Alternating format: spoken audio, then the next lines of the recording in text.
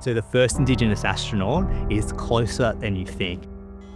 The first person to walk on Mars is a student in school right now. And why shouldn't the people on that mission be Aboriginal people?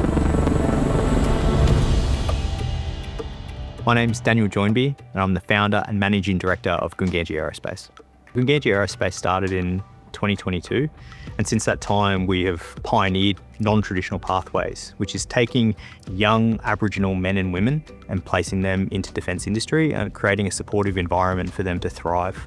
I was working on a project where we were looking at how we can build Australian industry capability for a satellite program, and identified that there were no Aboriginal businesses in that space, so I wasn't going to wait for them to win the contract. I just went out and started my own business.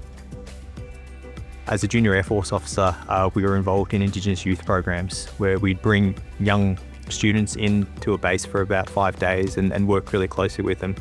The growth that we saw for those students over 5 days was something that was really inspirational and something I knew I wanted to devote my life to. It's important to open up these pathways because I believe that it will create generational change by changing the conversation at the dinner table. It's sparking ideas, it's seeing different opportunities. It's them young brothers and sisters that are raising their horizons, looking up at mum and dad saying, wow, they're doing something real deadly, like how can I be involved in that? I grew up in a single parent household for a lot of my youth.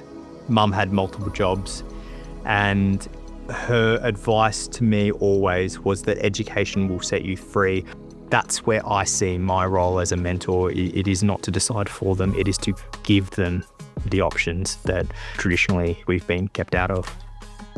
The change that we're trying to create isn't going to have your immediate gratification, your immediate impact, your immediate response.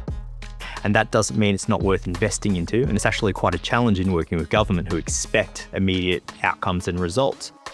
What Gunggandji Aerospace and I really want is to see Aboriginal businesses leading tech development in Australia and inspiring and empowering and creating opportunities for Aboriginal and Torres Strait Islander people all over Australia, because students, that are studying in school right now, raising their horizons, raising their aspirations so far that there are Aboriginal astronauts heading to Mars in the next 15 years. That's what we should be aspiring to.